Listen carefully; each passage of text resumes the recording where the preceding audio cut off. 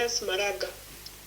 Igoti-inĩ rĩa Wang'uru ya kaunti-inĩ ya Kirinyaga, mwĩkũĩrwo Samuel Mwangi akinya mbere ya mũcirithania Martha Opanga agĩthitangwo na mahĩtia ma kũrĩhwo kũraga James Kimani.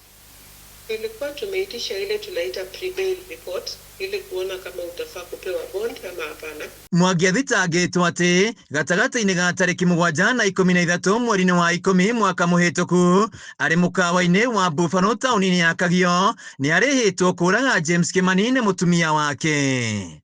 Mwangi hamwe na andũ angĩ matauma mbere ya igoti marĩhĩtwo nĩ Faith wa Gaturi Kimani ũrĩa nĩ mũtumia wa James Kimani mamũrage, no rĩrĩa magire kũiguithanĩria marĩhi makiumbũra ndeto ĩno na hau magĩikio ngono nĩ maabitha ũthuthuria. Thitango-inĩ ya kerĩ magathitangwo na mahĩtia ma kwenda kũnyita mĩgwate Josephine Wameru ũrĩa nĩ mũrata wa James Kimani. Last time nilikiwa kwa kopi mnamo tarehe 23 mwaka uliopita December. I was falsely accused of threatening complainer, and I saw my nilisoma na prosecutor that sitapewa bond to nimekuwa nikithreaten complainer, of which it is a false accusation. And niliomba hii koti yaona kama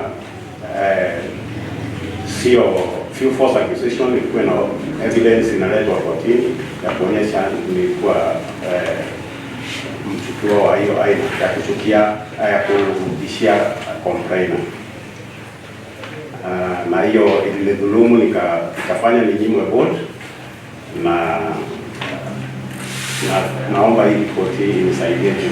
Mimi ni mzazi, niko na watoto. Nĩ thitango iria areganĩte nacio akĩenda igoti rĩmũrekererie na bondi, ĩndĩ mũcirithania Martha Opanga akĩregana na ihoya rĩrĩ akiuga megwetera riboti ya probation nĩguo kũmenya kana nĩ akaheo bondi.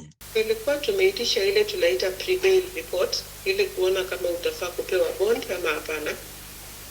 Na kwa vile court leo ni virtual, umepewa siku ya Wednesday, ndio probation officer aweze kufile hiyo pre-bail report tuone kama unafaa kupewa bond ama hapana. Hivyo kesi itatajwa tarehe 14 mwezi wa kwanza, Wednesday this week. Cira ũyũ ũkagwetwo tarĩki 14 kiumia-inĩ gĩkĩ nĩguo kũmenya kana nĩ akarekererio na bondi. Handũ-inĩ ha Kameme TV kuma igoti rĩa Wang'uru kaunti-inĩ ya Kirinyaga, njĩtagwo Wainaina wa Kĩarie.